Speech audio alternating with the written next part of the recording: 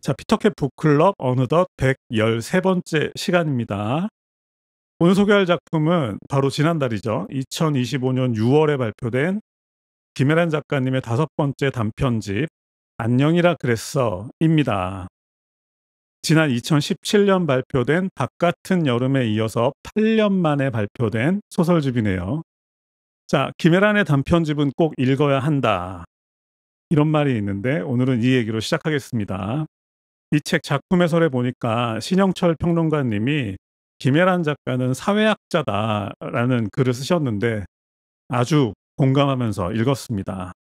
이 얘기로 한번 시작해 보죠. 제가 2014년도에 북카페 피터캣을 오픈할 때 가장 큰 고민이 하나 있었는데 그게 어떤 거냐면 손님을 대하는 태도.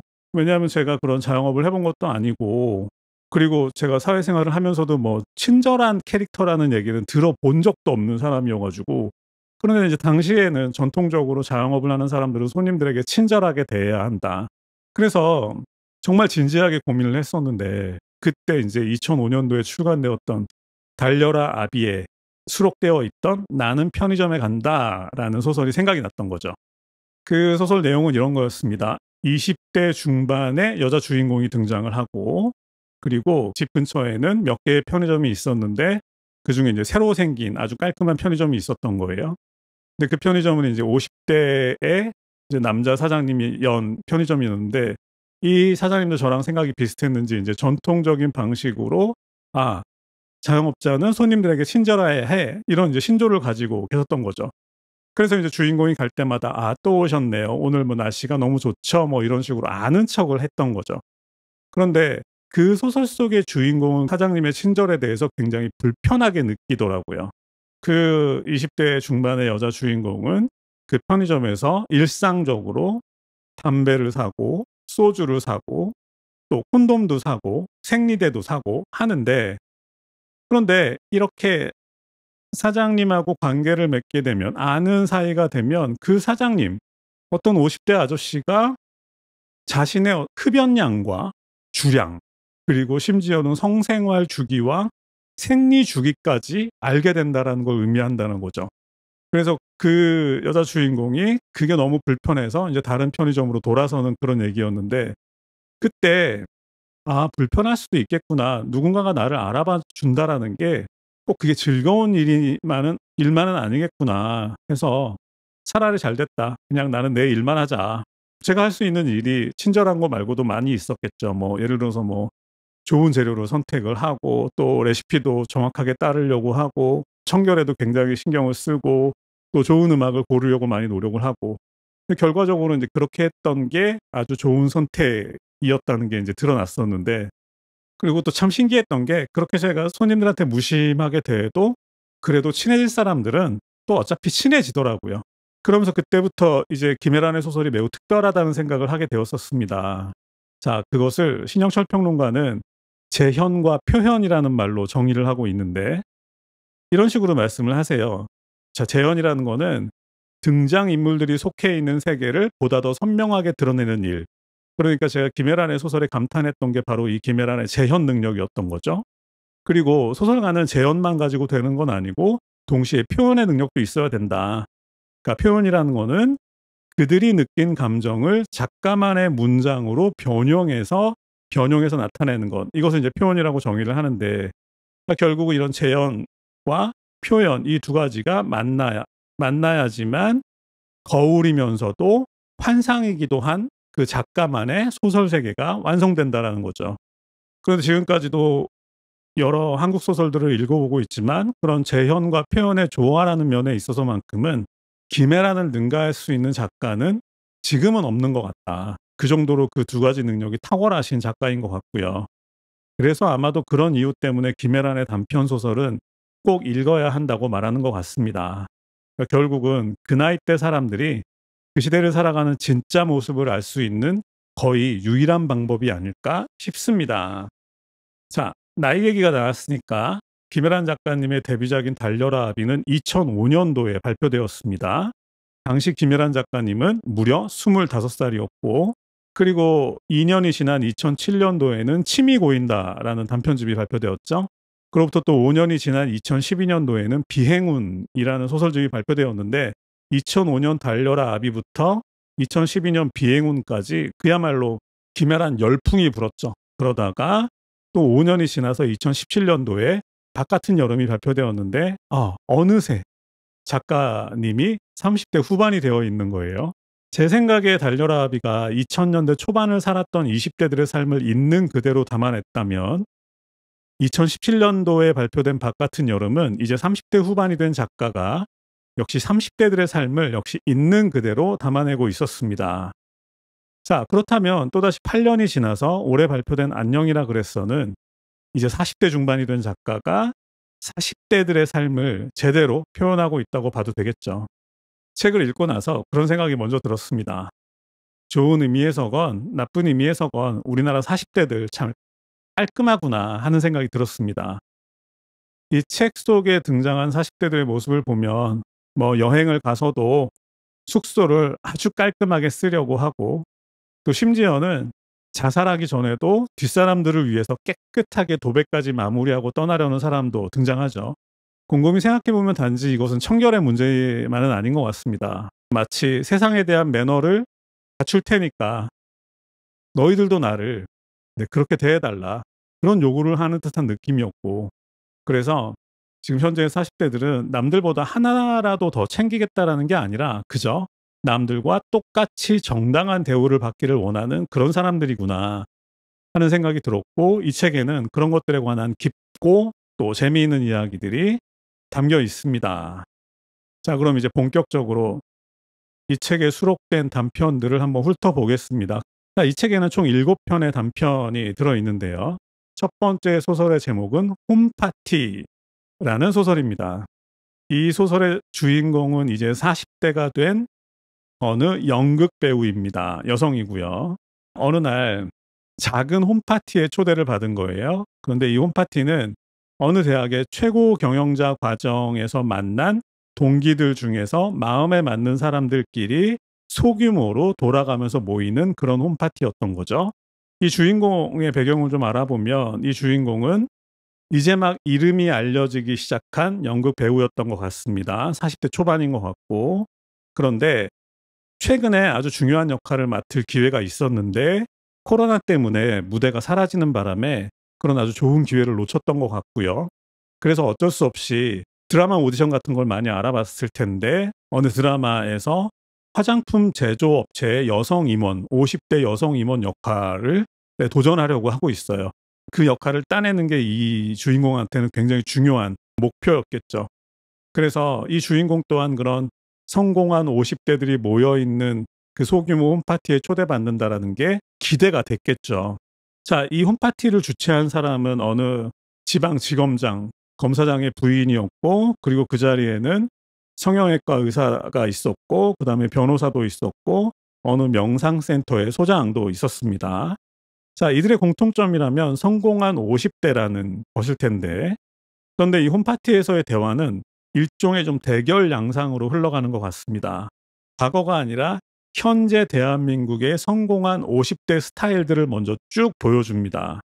그러니까 과거에 성공한 사람들의 태도는 좀 무례하다, 그 다음에 다른 사람들한테 좀 함부로 한다, 뭐 이런 이미지가 있었는데 현재 성공한 50대들은 스타일이 많이 다르다고 합니다.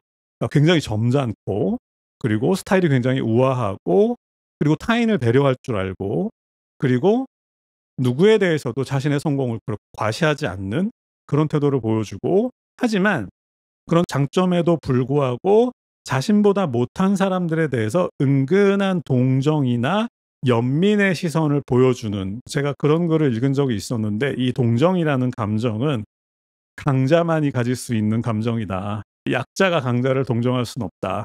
이렇게 배려심 깊고 자신의 성공을 드러내지는 않지만 자신보다 못한 사람들을 은근히 동정하는 것에서 만족감을 느끼는 그런 사람들로 현재 성공한 50대들을 정의해주고 있습니다. 결국 이 주인공은 그들처럼 되고 싶다라는 마음이 있으면서도 동시에 그들과 한번 대결해보고 싶다라는 생각이 들었겠죠. 그런 성공한 50대들이 이 주인공을 초대한 이유도 그런 것과 관계가 있었습니다. 그러니까 그들이 볼 때 이 주인공은 아직은 이름은 알려지기 시작했지만 아직은 성공했다라고 말할 수는 없는 상태였고, 게다가 영국 배우라면 코로나 때문에 굉장한 어려움을 겪고 있을 거라는 건 누구나 예상할 수 있었기 때문에 그런 사람을 자신들의 파티에 초대해서 그녀에게 어떤 동정과 연민의 감정을 보여줌으로써 자신들의 만족감을 만족시키려는 그런 의도가 있었다라는 거고, 이 배우는, 이 주인공은 그것을 눈치챘다라는 거죠. 결국은 대결이 시작되는데, 대결의 주제는 이거였습니다.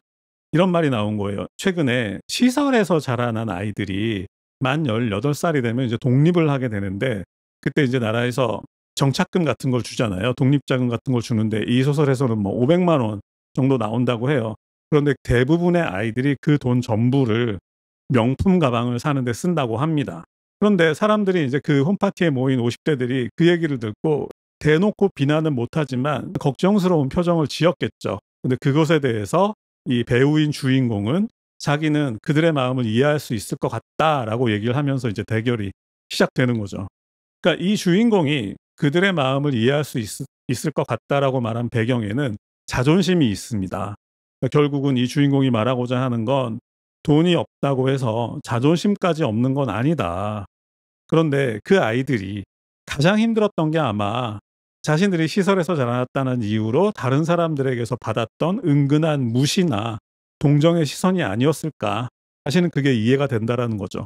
그래서 자신의 자존심을 지킬 수 있는 거의 유일한 수단인 명품백을 사려고 하는 것 같다.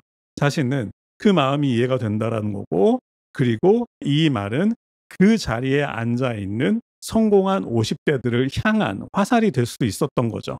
그것 때문에 이제 분위기는 약간 어색해졌겠죠.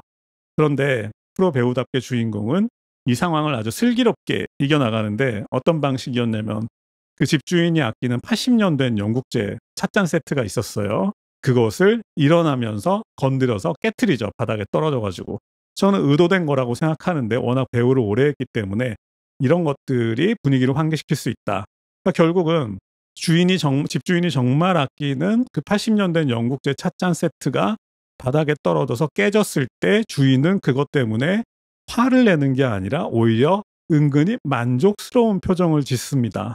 어떤 이유겠어요? 그러니까 네가 아무리 까불어봤자 너는 나에게서 용서를 구할 수밖에 없는 대상이잖아 하면서 이제 자신이 주인공을 용서할 수 있다는 데 대한 어떤 묘한 만족감을 느끼는 거죠. 그런데 이제 재미있는 건 마지막 장면인데, 이제 헤어질 때 주인공이 집에 돌아갈 때 집주인이 이제 배웅을 나와서 현관에서 "오늘 어땠어요?" 라고 이제 물어본 거죠. 그것에 대해서 이제 주인공은 이렇게 얘기합니다. "좋았어요. 너무너무 좋았어요." 이렇게 말하고 이제 돌아서는데, 그 말을 들은 집주인의 표정이 묘하게 일그러지는 거죠. 주인공은 타고난 배우답게 그들이 행동하는 그 태도를 다 읽고 마지막 작별 인사 자리에서 그들의 방식으로 그들에게 돌려준 거예요. 똑같이 해준 거죠.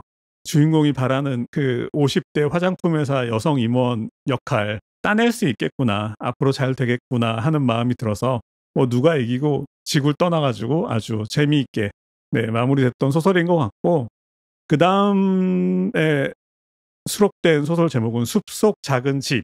아주 세밀하면서도 긴장감이 넘치는 아주 기메란다운 소설이었던 것 같고, 이 소설이 바로 그 태국 치앙마이 한 달 살기에 관한 소설이죠. 주인공의 직업은 디자이너입니다.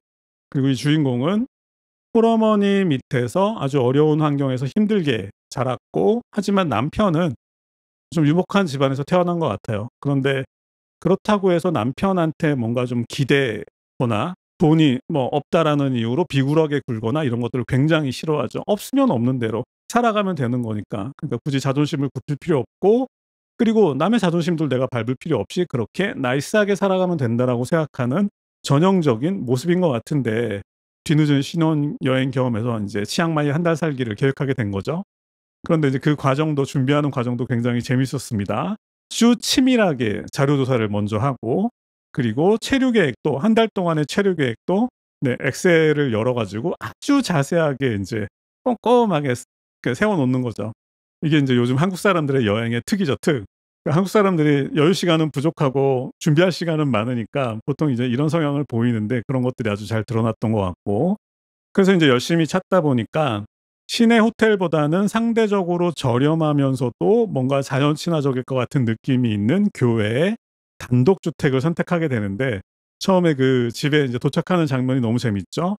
그 밤에 도착을 했는데 막 밤하늘 그 가득히 별이 잔뜩 떠 있는 그런 모습과 함께 대문 위에 CCTV 하나가 딱 달려 있는 모습에 안도를 하는, 그러니까 한국 사람들이 요즘에 원하는 모험이라는 게 안전장치가 어느 정도 보장된 상태에서의 모험을 원하는데, 그걸 너무 상징적으로 잘 묘사해 준 것 같고, 주인공 부부 역시 그것에 굉장히 만족을 합니다. 자연 속에 있으면서도 보호받는 듯한 느낌을 받는 거죠. 그래서 이 두 사람은 한 달 동안 낮에는 함께 인제 관광을 하거나 아니면 시내 인제 카페에 가서 인제 일을 하면서 생활을 하게 되는데, 근데 문제는 그 집을 정리해 주는 메이드와의 관계에서 발생합니다. 자, 이 주인공은 현재 40대 한국 여성답게 아주 깔끔한 성격이기 때문에 숙소에서 시간을 보내고 외출할 때도 모든 것을 가능하면 다 깔끔하게 정리를 해 놓고 나갑니다. 뭐 설거지는 말할 것도 없이, 뭐 심지어는 뭐 이렇게 신고 있던 슬리퍼까지 딱 각 맞춰서 딱 정리해 놓고 나가야 직성이 풀리는 그런 스타일들인데, 근데 문제는 그 집을 청소해 주는 메이드도 그 주인공과 전혀 다르지 않았다라는 거예요. 쓰레기통에 면봉 하나만 버려도 아주 깔끔하게 치워 버리는, 나중에 알고 보니까 나이도 비슷한 인제 태국 여인이었던 것 같은데, 그런 사람들끼리 만난 거죠. 그런데 문제는 그렇게 깔끔한 사람들끼리 만나서 잘 생활하고 있다가 문제는 언젠가부터 숙소 내에 있는 물품들이 조금씩 흐트러져 있는 듯한 느낌이 드는 거예요. 예를 들어서 뭐 외출하고 돌아와 보니까 쓰레기통의 각도가 살짝 비틀어져 있다든지, 뭐 슬리퍼가 살짝 틀어져 있다든지, 아니면 인제 욕실용품 같은 거를 줄 맞춰서 쫙 정리해 놨는데 뭔가 약간 틀어져 있는 듯한 느낌, 이런 거 굉장히 예민하잖아요.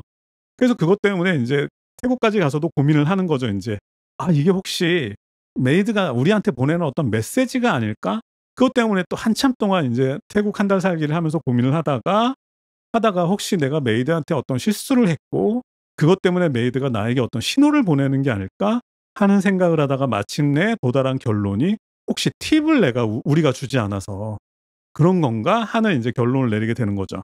그래서 처음에 '아, 팁이라면 줄 수도 있지.' 하면서 인제 그 두 부부가 상의를 해서 어느 정도가 적당할지를, 또 그걸 또 한참 또 인터넷을 찾아보고, 그럴 거면 태국에 왜 갔는지 모르겠는데 어쨌든 저도 그러니까 할 말은 없지만 어느 정도의 금액이 적당한지 한참 동안 찾아보고 고민한 끝에, 그래서 이제 다음날 외출할 때 침대 위에 인제 적당한 금액을 딱 올려 놓고 외출을 해요.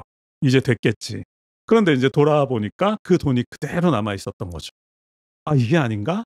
해 가지고 또 한참 둘이서 또 태국까지 가서 고민을 막 하다가 '아, 뭔가 메시지가 필요한가 보다.' 그래서 쪽지에다가 인제 땡큐라고 써 가지고 딱 놓고 또 외출을 해요. 그 돌아와 보니까 또 그게 돈이 그대로 있는 거예요. 그래서 '이것도 아닌가? 아, 우리가 영어로 써서 그런가 보다.' 하고 인제 또 인터넷을 검색해 해 가지고 인제 태국어로 인제 뭐 사와디캅이 될지 뭐가 될지 모르겠지만 또 감사합니다를 태국어로 써 가지고 그 쪽지와 함께 팁을 올려 놓고 외출했다가 돌아오니까 그제서야 팁이 사라졌고 집안이 너무나 완벽하게 깔끔하게 정리가 돼 있는 거예요. 근데 이 장면을 보면서 제가 너무 깔깔 웃었는데, 태국의 여자분도 똑같았던 거죠. 혹시라도 이 침대 위에 올려져 있는 이 돈이 정확히 팁의 액수를 가리키고는 있지만 혹시라도 그것이 팁이 아니라면 그걸 가져가면 자신이 도둑으로 몰리는 건데, 자기는 그게 너무너무 싫은 거예요. 내가 이 태국에서 그 외국인들의 숙소를 청소하는 일을 하고 있다라고 그래서 자존심마저 없는 사람은 아니다, 이제 이런 거죠. 그러니까 결국은 이런 신경전들이 벌어지면서 인제 결국은 인제 서로를 인제 알아가는 건데, 이 소설의 결론은 이렇게 나고 있습니다. 뭐 제가 시간 관계상 주인공의 어머니 얘기는 안 했지만 어쨌든 이 메이드나 아니면 집의 주인이나 아니면 이 두 부부나 제가 오늘 말씀드리지 않은 어머니나 이런 사이에서는 계속해서 "고맙습니다. 감사합니다. 뭐 땡큐, 사와디캅" 이런 말들이 계속해서 오가고 있죠. 수십 번씩 하루에도 우리는 인제 "감사합니다."라는 말을 계속해서 주고받고 있지만, 하지만 그 "감사합니다."라는 말 속에 숨겨져 있는 그 긴장감들, '손해 보고 싶지 않다.'라는 그런 계산적인 긴장감들이 아름다운 묘사 아래 잔뜩 깔려 있는 그런 아주 대단한 소설이었던 것 같고, 덕분에 간접적으로 치앙마이 한 달 살기를 저도 즐겁게 할 수 있어서 행복했던 시간이었던 것 같습니다. 다음 작품은 약간 무거운 주제인데 좋은 이웃이라는 제목의 소설입니다. 이것도 어느 40대 부부에 관한 얘기인데 이 부부는 젊었을 때 결혼할 때 신혼 무렵에는 남들과 더불어서 함께 살아가는 삶에 대한 고민을 많이 했었던 것 같습니다. 우리 다른 사람들에게 좋은 이웃이 되자 이런 약속을 했었던 것 같아요. 그리고 나서 이제 시간이 흘러서 40대가 됐는데 이분들이 이제 어느 집에 전세로 살고 있었는데 얼마 전에 집주인에게서 연락을 받은 거죠. 네, 집을 팔게 되었다. 그 집에서 지금 4년 동안 전세로 살고 있었는데 이제 전세를 빼고 다른 곳으로 옮겨야 되는 그런 상황이 된 거죠. 4년 전에 부동산 이제 사장님이 조금 더 보태서 뭐 몇천만 원 더 보태서 이 집을 사는 게 어떻겠느냐라고 권했었겠죠. 그런지 그때 당시에는 아마 이 부부가 이 집을 전세 계약을 할 때는 아마 2020년 무렵이었던 것 같은데 그때 당시는 이제 전국적으로 부동산 경기가 아주 좋지 않았고 전체적으로 아파트 가격이 떨어진다라는 소문이 굉장히 많았기 때문에 그런 부분들도 괜히 무리해서 빚을 내서 이 집을 샀다가 우리가 나중에 그것 때문에 빚은 빚대로 쌓이고 또 융자는 또 융자대로 갚아나가는 그런 이중고를 겪어야 되지 않을까 하는 걱정도 있었고 그런 걱정 때문에 결국은 집을 사는 것을 포기하고 그냥 전세로 계약을 해서 이 집에 들어온 거죠. 그런데 그들이 이제 전세 계약을 하자마자 부동산 폭등이 일어났던 거죠. 여러분들 영끌이라는 말 들어보셨을 텐데 결국 이 부부는 그런 고민을 하는 사이에 자신들도 모르게 아차하는 사이에 사다리에서 밀려 떨어진 거죠. 그렇게 이제 4년이 지났고 이제는 집을 빼줘야 되는 그런 상황에 처했는데 그러다가 이제 윗집에 어느 신혼부부가 이사를 오게 된 거예요. 그러니까 한 달 동안 인테리어 공사를 해야 된다라고 이제 양해를 구한 거죠. 아주 불편하고 심리적으로도 뭐 정신적으로도 이제 불편한 상황들이 이어지고 있는데 그러다가 주인공이 엘리베이터를 탔다가 어떤 이제 쪽지 하나를 본 거예요. 그건 이제 위층에서 공사를 하는 신혼부부가 붙인 쪽지였는데 그 쪽지에 좋은 이웃이 되겠습니다라고 써 있었던 거죠. 그러면서 이 소설 마무리는 약간 색다른 방식으로 갑니다. 보통은 이런 상황에 처하면 막 후회를 하거나 뭐 아니면 상대방을 원망을 하거나 뭐 아니면 이제 뭐 정권 탓을 하거나 보통 이렇게 가는데 이 소설은 조금 다르게 결론이 납니다. 그러니까 이 소설의 주인공은 이렇게 생각해요. 중요한 건 아파트를 살 수 있었던 절호의 기회를 놓쳤다는 게 아니라 언젠가부터 나도 내가 지금까지 비난해왔던 사람들과 똑같은 사람이 되었다라는 것, 그것이 중요한 게 아닐까를 깨달으면서 내가 비난하던 사람들과 똑같은 사람이 되었다라는 거 이런 거죠. 나도 남들처럼 감히 신혼부부 따위가 저런 집을 구입을 해서 들어오고 한 달 동안 인테리어 공사를 해? 뭐 이러면 적어도 뭐 무슨 뭐 아빠 찬스, 할아버지 찬스 정도 있는 거 아니야? 바로 이런 시기나 질투의 감정을 나도 느끼게 되었다라는 것. 게다가 심지어는 나보다 못 사는 사람에 대해서 또 은근한 어떤 동정심을 즐겨왔다라는 것. 나도 똑같은 사람이 되었구나 하는 걸 이제 후회하면서 이 소설은 마무리되고요. 다음 소설은 개인적으로 숲속 작은 집에 이어서 이 소설 집에서 굉장히 재밌었던 소설인데 소설 제목은 이물감입니다. 자, 이물감의 주인공은 40대 이혼남이고 어느 저축은행의 과장입니다.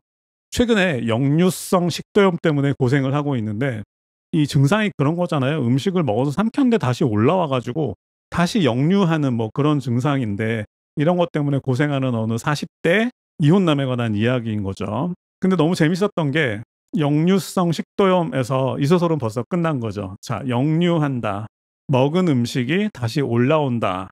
라는 뜻도 되지만 내가 지나온 과거가 다시 올라온다. 바로 이런 뜻으로 연결이 되는 거겠죠. 역류한다. 음식이 역류한다. 과거가 역류한다. 자, 유명한 얘기가 있죠. 그런 순간이 있다. 보통 40살 전후로 찾아오게 되는데 어느 나이까지는 미래를 계획하면서 사는 게 너무 익숙하고 너무 당연한데 어느 순간부터는 갑자기 미래가 아니라 지금까지 내가 살아온 과거를 보게 되는 거예요. 근데 그런 순간들이 누구에게나 있다. 그리고 그런 순간은 대부분 40 전후로 찾아온다라는 건데 바로 이 주인공에게 그 순간이 찾아온 거죠. 과거가 역류하기 시작한 거죠. 그러면서 이제 먼저 이 사람이 떠오른 건 이혼한 아내에 관한 소식이었습니다. 그러니까 이혼한 아내에 대한 그리움도 있었겠지만 사실은 그 아내와 함께 보냈던 신혼 시절이라는 것 자체가 이 주인공이 되살리고 싶은 가장 행복한 순간들이었기 때문에 그것을 상징하는 아내의 얼굴이 떠오른 거겠죠. 그래서 인제 아내 SNS를 이제 찾아보기 시작하는데 아내는 원래 인제 요가를 좋아했었나 봐요. 그래서 인제 최근에 아마 요가 학원을 인제 차린 것 같은데 근데 아내 SNS에 등장하는 인제 몇몇 사람들 중에 좀 신경 쓰이는 사람이 있는 거예요. 어떤 남자가 아주 건강하고 그다음에 표정 자체가 정말 SNS적인 표정 있잖아요. 사는 동안 단 한 번도 나쁜 음식을 먹었을 것 같지 않은 그런 SNS적인 표정을 가진 어떤 남자가 등장하는데 그 남자의 직업은 또 요즘 유행하는 셰프더라. 그러니까 이 주인공은 그런 SNS 사진처럼 산뜻한 이미지만 갖고 있는 그 셰프에게 질투를 느끼게 되는 거죠. 자신이 가장 행복했던 시절까지도 뭔가 좀 빼앗아가는 그런 느낌이 들었던 거죠. 그래서 인제 이 주인공은 용기를 내서 그 셰프의 식당에 찾아가게 됩니다. 예약을 하고. 그래서 이제 그 셰프가 일하는 모습.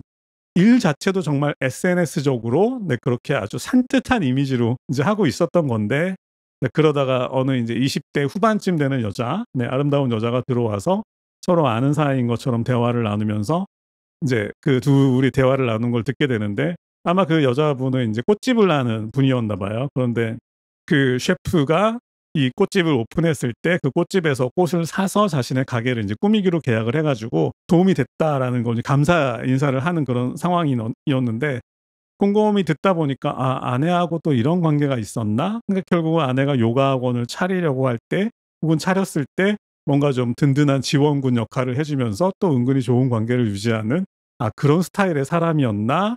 이제 이런 의심을 갖고 인제 그들의 대화를 엿듣게 되는 거죠. 그러다가 굉장히 의미심장한 질문을 그 단골 여자 손님이 던지는데 "아 요즘 요가는 어떠세요?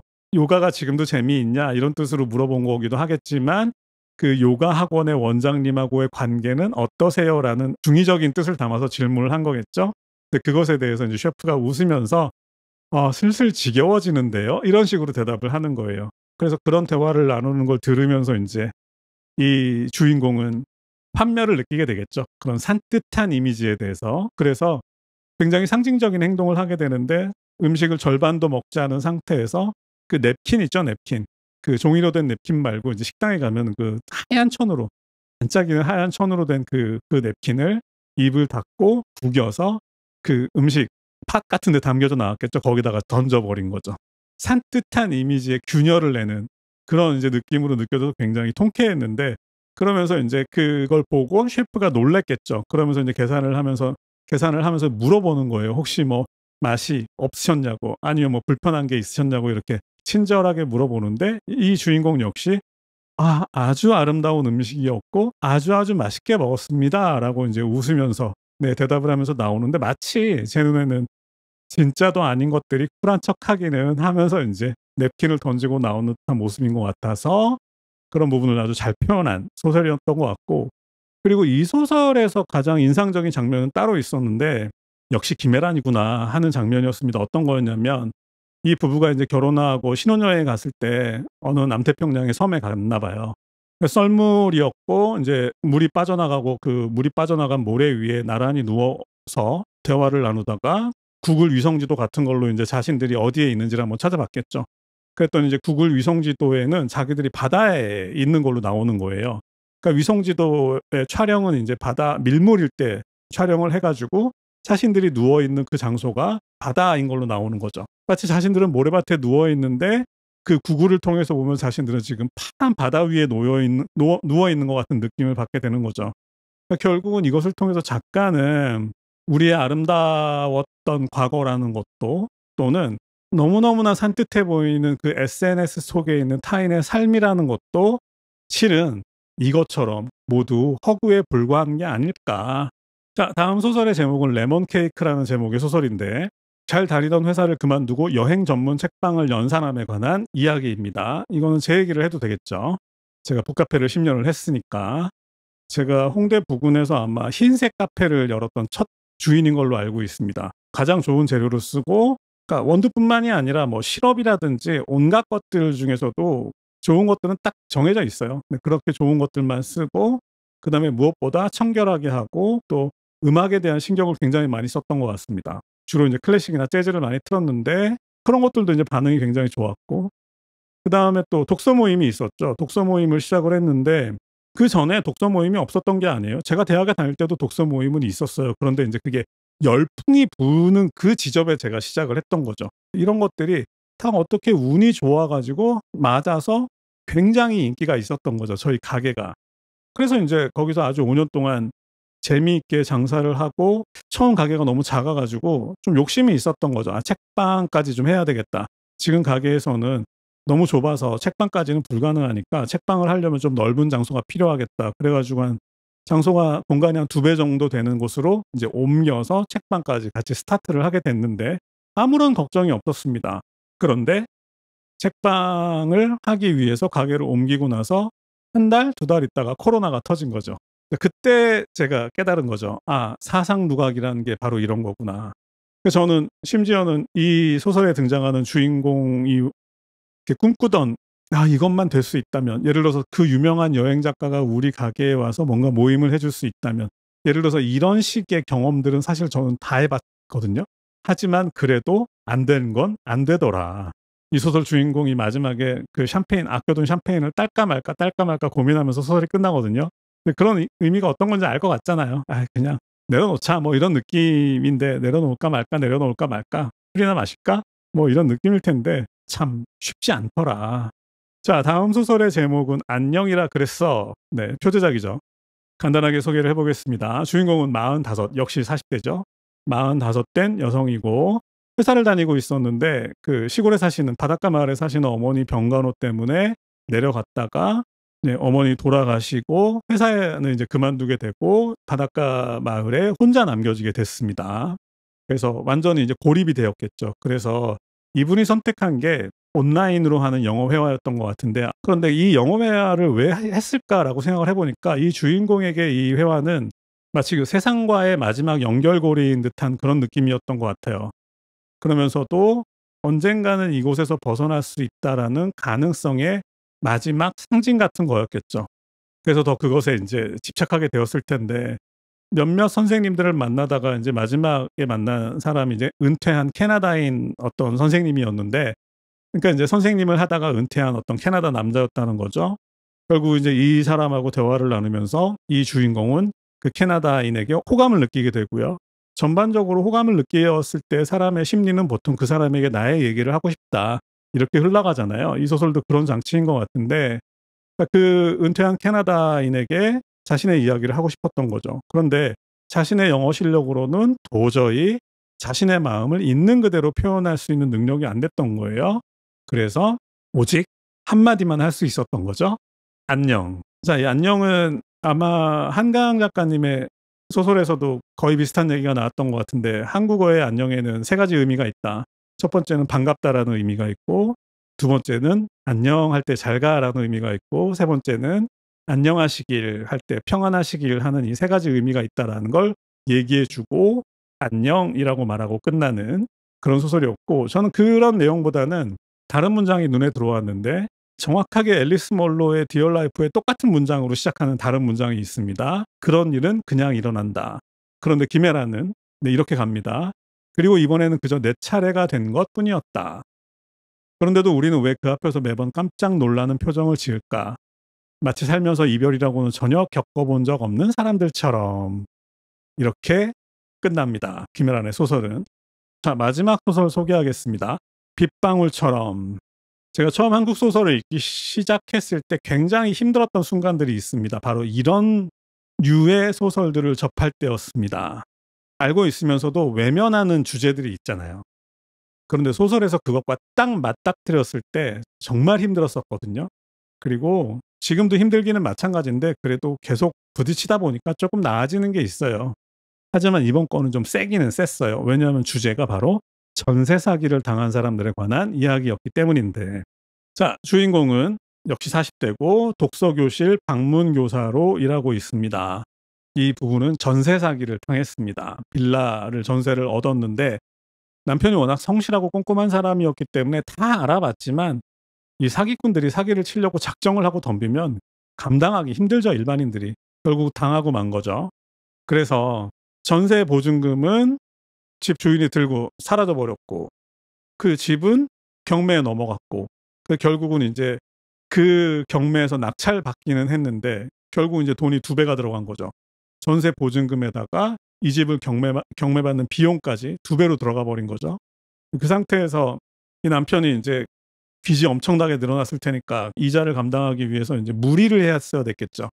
안 그래도 현장직 일을 하는 사람인데 퇴근하고 난 이후에 새벽까지 매일 대리운전을 하면서 이제 무리를 했어야 되는데, 그러다가 어느 날 새벽 3시에, 다음날 아침에 출근해야 될 사람이 어느 날 새벽 3시에 과로와 스트레스로 인한 심근경색으로 남편이 세상을 떠나게 됩니다. 이런 경우에 살아남은 사람이 가장 힘든 거는 공통점이 있죠. 나 때문에 죽었구나 하는 그런 자책감이겠죠. 그런 거에 이제 많이 시달리고 있었는데, 그러다가 이제 남편이 세상을 떠나고 49제가 지났을 무렵에 어느 순간 이제 안방 천장에서 물이 이렇게 톡톡 떨어지기 시작합니다. 천장의 벽지가 부풀어 오르면서 거기에서 이제 물이 똑똑 떨어지기 시작하는데, 그래서 이제 뭐 거실에서 생활을 했어야 됐겠지만 어쨌든 그 물이 똑똑 떨어지는 소리가 계속 들렸겠죠.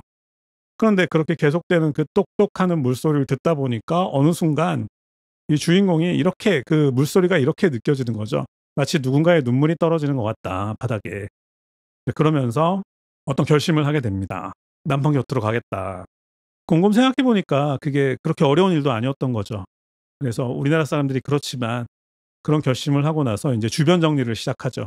먼저 이제 밀린 공과금이 없는지 하나하나씩 찾아보기 시작하고, 그다음에 독서교실에 이제 그만두게 됐다, 다른 일이 생겨서 그렇게 통보를 하고, 이제 오늘은 이제 마지막 수업을 하기로 약속한 날이고, 자 이제 마지막 수업을 준비하고 있는 그런 상황에서, 그리고 이제 물이 새는 그 안방 천장을 그냥 놔두고 떠날 수 없으니까, 그래서 인제 윗집에 찾아가서 물이 새는 원인을 찾아서 인제 또 그걸 또 윗집에서는 또 책임 회피를 하고 또 안 해 주려고 했겠죠. 그런데 또 이웃집 아주머니의 또 도움으로 문제를 해결하고 오늘은 도배사가 오기로 한 날이고 마지막 수업을 준비하고 있는 그런 상황입니다. 안방 도배를 하기로 했는데 인제 외국인 도배사가 온 거예요. 필리핀 여성이었는데, 그 외국인 도배사가 인제 안방 천장을 보고 이렇게 질문을 하는 거죠. "무슨 일이 있었습니까?" 라고 이렇게 질문을 하는데, 이 소설은 이제 여기서부터 약간 복잡해지기 시작합니다. "무슨 일이 있었습니까?" 라는 말은 당연히 "이 집 천장에 무슨 일이 있었습니까? 그 일은 다 해결되었습니까? 도배해도 됩니까?" 이런 질문일 수도 있고, "당신에게 무슨 일이 있었습니까?" 이런 질문일 수도 있겠죠. 근데 생각해 보니까 이 주인공이 지금까지, 남편이 세상을 떠난 이후에 지금까지 가장 기다려왔던 질문이 바로 "무슨 일이 있었습니까?" 하는 질문이었던 거죠. 결국 이 주인공도 자신의 이야기를 누군가한테 하고 싶었는데 아무도 물어봐 주질 않으니까 못하고 있었던 건데, 그 외국인 필리핀 여성이 한국 어학당 같은 데서 배운 그런 문장으로 "무슨 일이 있었습니까?" 이렇게 물어봐 준 거죠. 조금 더 복잡한 얘기가 있겠지만 어쨌든 덕분에 결국은 천장 공사는 도배는 잘 끝나고, 이제는 도배사도 돌아가고 이제는 홀가분하게 스스로와의 약속을 지킬 수 있게 되었는데, 그런데 신기하게도 공사가 다 끝났는데 어디선가 다시 물소리가 뚝뚝 떨어지는 소리가 인제 들려옵니다. 이건 인제 일종의 상상 속에서 들려오는 소리였겠죠. 똑똑하고 어디선가 물소리가 들려와서 둘러보니까 그동안 닫혀 있던 남편의 방 문이 열려 있었던 거예요. 그리고 그때 다시 떠오르기 시작한 거죠. 아, 윗집에 사는 사람들하고 그 천장 누수 문제로 문제가 생겼을 때 말없이 자신을 도와준 이웃집 아주머니나, 집 상태만 보고도 무슨 일인지 다 알아차리고 "무슨 일이 있었습니까?" 그러면서 인제 그 필리핀 도배사가 이런 얘기를 하죠. "비는 모든 집의 지붕에 내리는 겁니다."라는 얘기까지 해 주는데, 카메룬 속담. 그런 얘기까지 해 주면서 자기가 나설 일은 아니지만 힘을 내라는, 응원을 하라는 그런 얘기를 해 주고, 또 심지어는 또 복잡한 얘기라서 제가 언급은 안 했지만 그 도배사의 아이가 있는데, 그 아이가 아린이라는 아이가 있었는데, 그 아이가 사실은 독서교실의 학생이었고 그 주인공을 유난히 챙기는, 뭐 그래서 엄마 지갑을 훔친 돈으로 한 거긴 하지만 어쨌든 엄마 지갑에서 돈을 훔쳐서 스승의 날에 주인공에게 꽃을 선물했던 그런 또 아이가 있었고, 그러니까 결국은 작지만 이런 선의들이 남아 있다라면 다시 한번 살아볼 용기도 낼 수 있는 거 아닌가 하는 이제 그런 이야기로 마무리되는데, 개인적으로 소설가가 이런 소설 쓸 때 가장 힘들어하는 걸로 알고 있는데, 그럼에도 불구하고 그런 것들을 다 견뎌내고 그 작은 선의들을 물방울처럼 하나하나 모아주는 그런 김혜란 작가의 노력이 대단했다라는 생각이 들고, 자, 이렇게 오늘 김혜란의 신작 안녕이라 그랬어 소개는 마무리하겠습니다. 전체적으로 정리하자면 이런 거죠. 현재를 살고 있는 40대들에 대한 이야기. 40대들조차 모르고 있었던, 혹은 모른 척하고 있었던 그런 이야기들이 이 소설집에 그대로 담겨 있다. 그들이 어떻게 살고 있는지, 그리고 그들이 하고 싶은 말은 무엇인지, 그리고 가장 중요한 거겠죠. 그들이 하고 싶지만 하지 않는 말들은 또 무엇인지, 그런 내용들까지 이 책에 아주 잘 담겨 있는 것 같습니다. 다시 한 번 더 이런 말씀을 드리고 싶은데, 지금 우리가 어떤 세상에 살고 있는지 알고 싶다면 김혜란의 소설을 보라. 감사합니다.